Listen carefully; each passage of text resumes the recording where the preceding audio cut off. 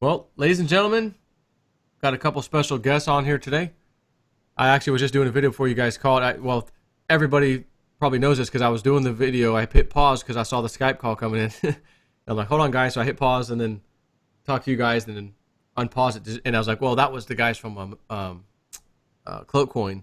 And we had a scheduled meeting tonight. So they kind of know from my last video that I was going to chat with you guys tonight. So it's no secret now. But at any rate, I've got Bill and Andrew from the Cloak team, and just a little, some people had asked recently too, any updates with Cloak, anything going on with Cloak, and they've got a couple things. So Bill, Andrew, welcome to the show. What's been going on in the Cloak world these days? Thanks for having us. Yep. Yep. So I'll let Bill take it away. He's the head man. All right. So thanks for having the interview, Joe. It's nice to be here. I'm known as Deep End in the Cloak Coin community. I've just recently taken over as principal software engineer, and I've got about 20 years of experience in C++ and C#. Recently, I've been doing work in fairly complex, multi-threaded instrumentation control, and my goal is to do highly robust, high-quality software for the Cloak Coin community. There's two other main developers right now in our group. We've got Anorak and Frado, and they've been godsends for our community, and they have their own specialties themselves. So, Andrew, do you have anything? I mean, I've just been around Cloak for quite a while, and I've just been soaking up all the information that I can get from as many people as I can get. And when people come around to our discussion, I usually try to, help out with that. And basically, we've come a long way recently with Cloak. Oh, yeah. If you follow the charts, I mean, it's gone all the way up to $30, but we're holding steady in the teens now. We just released our open source and our new wallet. We were just right. audited by Cognosec, which is a NASDAQ traded company. And they did an excellent job, Cognosec. They ended up finding a couple of issues that ended up improving our privacy. And those issues that they found mostly have been resolved. And in a couple of weeks, we're going to be releasing an update that's going to include encrypted wallets. Most of that work has been done by Anorak. And soon after that, we're going to work on the dev fund and hopefully attract some more software engineers into the group. And then we'll be porting Cloak Coin over into Litecoin. It's going to be very exciting. It's going to be very fast-paced. You said porting Cloak Coin over to Litecoin? Yep. Explain that. So right now, Cloak Coin is based off of a Bitcoin-based code. Okay, so it was developed on Bitcoin 2014 software. Okay, so Litecoin is also open source. So we're going to take the Litecoin open source and apply Cloak Coin into it. And then we're going to be able to use up some of their technologies.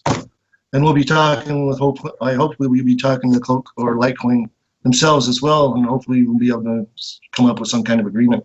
I love it because one of my favorite coins is Litecoin, and I've had Cloak Coin for a long time, and I've chatted with some of the guys from your side a few times. Had a couple videos I think in the past with them, and I have a question for the world. Why is not that I have anything against Monero? It's kind of a competitor to you guys, but like, why is Monero so high, and why isn't Cloak Coin getting the love? Because you've got something pretty great, and I think you were telling me last time we chatted about when we were setting up this interview. You were kind of explaining this Enigma thing. Can you maybe go into that? Yeah, sure. Enigma is a new technology. It's really difficult to describe. Here's a transaction right here. I know it's hard to explain there, but that's only 2 coins with 10 participants. So Enigma is an onion routing type of transaction. Okay, so from these values, okay, so what ends up happening is a transaction is initiated, and once the transaction is initiated, the user gets to choose how many participants are going to be involved. Okay, from 5 to 25. Then the Enigma fee is. Let me stop you there, just so Sure. there's an understanding. When you say from 2 to 25, are you meaning like if I wanted to send you some cloak, I could also send you and up to 25 other people all at once? Is that what you mean by No. that? No, what happens is with onion routing, you have several layers of encryption on a transaction. So for you to get, okay, and it's 5 to 25, not 2 to 25. Okay. So a minimum of 5 assistants are used to cloak the transaction. Gotcha. Okay. So there's like 5 different layers of encryption on a single transaction. Okay, so this one that I just showed you here, this has 10 different layers of encryption on there. All right, so so what happens is a transaction is initiated, and then a number of participants are chosen. Then there's a broadcast taken out and out to the blockchain, and then we end up getting different participants that return and say that they're willing to participate. Okay. Then an Enigma fee is calculated, which is 1% for 0 coins, up to 0.2% for 1,000 coins. And then that Enigma fee is then split up between the participants in a semi-random type of way from 80 to 120% from the even split over the participants. Okay. And then that Enigma fee is then wrapped into the transaction itself, all right, for each individual participant. And then that transaction is split 2 to 4 times for each participant, okay? And then each participant gets a layer of an onion, okay? And then it gets sent out. So then it goes out to the first participant, who only knows how to take off the first layer and knows how to send it to the next participant. Gotcha. Okay, and so that's onion routing, and that's what Enigma is. Wow. Pretty interesting stuff. And that paper you just showed, I mean, that's a typical Enigma transaction. We can set up a link that we could show it to you, or send you a link to come to our chat, or any of your viewers to see what an Enigma transaction looks like. The great thing about it is, if you could see where you're sending your money to, but anyone on the outside, I mean, you saw the big list. That's just sending one coin from one person to another, and you've got multiple addresses all over the place, and you're not going to be able to tell where it's actually going. Yeah, there's no way you can tell the sender or the receiver or the transaction amount from that big list of numbers. No way. And that's what we had CognoSec do for us, is they checked all of our transactions, and they gave us a little bit better idea on what to do, and we follow through with that. And we welcome anybody to come in and try to find out what those transactions look like, because they definitely do not. It's not easy or really possible to find out who you're sending to what. Yeah, that's cool. I mean, there's just gonna be a need for that. I mean, obviously you know that because you guys are working on the thing. You've already seen that, but there is going to be a need where you can't just punch in someone's address and see everything they got. Exactly. Like whether it's Litecoin or Bitcoin or Ethereum or whatever it is, where just the whole world gets to see your bank account kind of a thing. So again, another great use case. So speaking of Monero a little bit, how do you guys compare to Monero? Well, one of the big things I was going to say with that as well is if you try it in the Cloak wallet to send an Enigma transaction, it's easy. It's you type in your the address you want to send to, the amount you want to send, press a little button saying how many that you want to do an Enigma transaction with, how many jumps and how many people. Press send and it's gone. I mean, that's the one thing with Monero that I've found is it's a little bit tougher to send things. You got to be a little bit more technical. Savvy and technical. This is really pretty simple. If you know anything about blockchain addresses, I mean, it's pretty much that in a couple clicks. Right. So Monero, there's several differences between Monero and Cloak Coin. One of them is proof of stake, and the other is proof of stake is what Monero uses. Cloak Coin uses. What we use. And Monero uses proof of work. Okay. Now, proof of work is the way that they do it is they use, and also a different type of technology that they use is a ring routing versus while we use onion routing. Okay, so ring routing, what ends up happening is Monero ends up splitting the transaction into multiple parts. Then each part ends up going to a different participant. Okay, and then from there it ends up making it to the recipient. All right. And so with onion routing, as I explained before, what happens is you end up making all these splits of the transaction, and then it gets wrapped into different levels of encryption. So that's one difference between Monero and Cloak Coin. And another one is the difference between proof of stake and proof of work. And the proof of stake has several advantages over proof of work, especially, at least one of the most important things from my point of view is speed. So a Monero transaction takes approximately 20 minutes, and a Cloak transaction takes less than 1 minute. And then also, yeah, and then also, we have a 6% interest rate on our Cloak coins that is available through the proof of stake. And plus, and that's to anybody. If you have one coin or 1,000, it doesn't. You get 6% per annum for staking. Right. So there's no real mining involved. Just hold your coins, right? Just that's hold right. your coins. That's Just right. hold the coins. Yeah. And how often do you have to have your wallet open so that you end up collecting all that money? I think it's only like once a month. Isn't that right, Andrew? Yeah, I mean that's pretty much what I do. Pretty much, you don't have to have super awesome mining cards. You can have an old crappy laptop. Just throw it on. Just run the software and let it run. Run the software once a month, and then collect your money. And you're on your way. That's pretty much it. Which is another one of the big advantages, because if you were trying to get mining software right, or the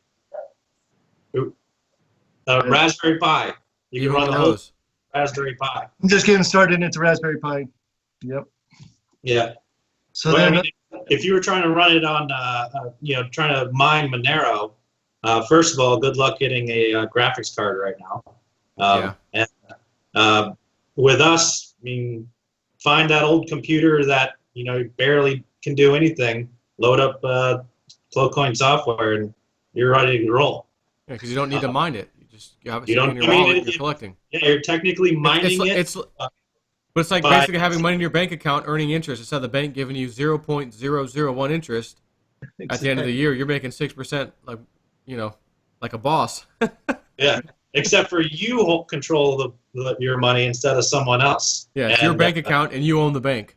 Exactly. You are the bank. That's why I freaking love crypto, man. Mm-hmm. I mean, and that's like one of the big advantages of proof of stake over proof of work. Again, is with proof of work, you're burning through a lot of power. I mean, if you saw a spike in energy costs, all of a sudden your rig isn't profitable anymore. I mean, to turn on a computer once a month that is a basic laptop or a Raspberry Pi, I mean, you can get that with a small solar cell or just ride on a bicycle with a thing and get some electricity that way. It'd be free. That's right. So then there's even another way that you can make money through the Cloak Coin, which is through Enigma fees. So each of the Enigma transactions, they end up getting Enigma fees that are split up between each participant. So then what ends up happening is they end up getting to keep the partial fees, which is like I said before, it goes 1% for 0 coins, up to 0.2% for 1,000 coins, and that could eventually add up, right? So then you also on that, do you have to set your wallet or the app to say yes, put me in on that, or does it just happen automatically if your wallet's open? To be Right the now, Enigma there's part. a setting inside the cloakcoin.conf, which is you got to set Enigma equal to 1, but I think we're going to make that default, and then it'll be 50% of your coins will be available for Enigma, and that's the default right now.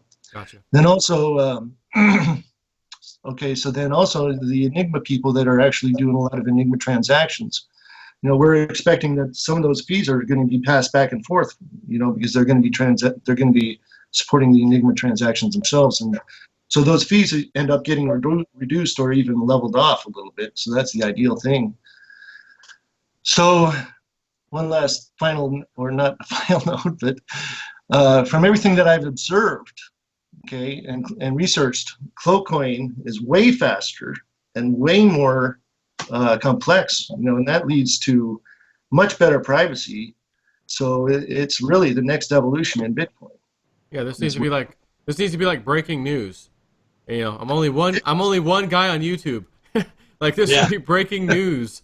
As much again, I have nothing bad to say about Monero. It does what it says it does, but like, hey, there's this thing over here called Cloak that is a little bit better. You need to take a look at that. Why is this thing, over here $300-something over here Monero? Who knows? Who knows really why? But we're like 1/70th their market cap. So I mean, that's another advantage is if you wanted to see a big rise in your portfolio, what you have. I mean, to be equal to our competitor, we're looking at a 70x. Yeah. So I mean, and the question is, why wouldn't you be at some point? Like, why is that? How could someone come out and say, well, Monero is going to do this, so that's why?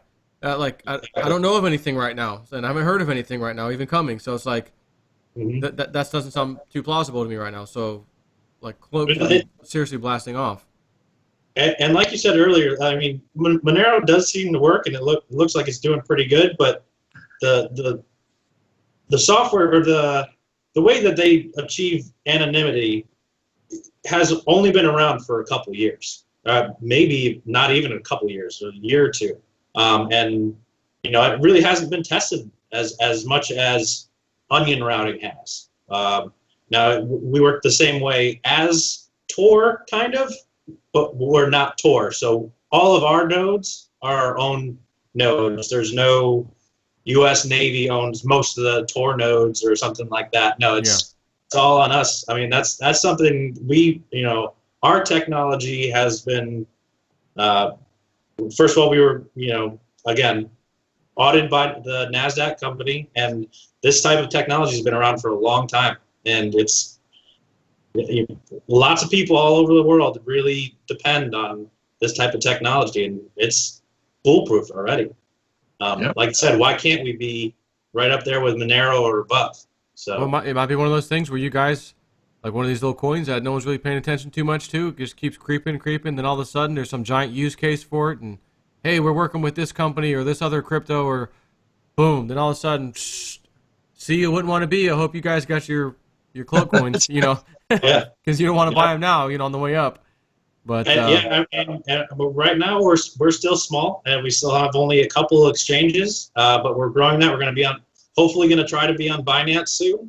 Cool. And we just recently saw our highest volume ever. It was over $30 million in coins that was just traded around just the other day.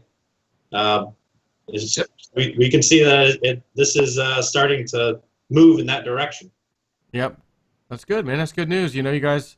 I know it had been months ago in the open source part was supposed to be out by like November, but then it got pushed back. But it's like, what? So what? You got to get stuff right. You got to make it perfect.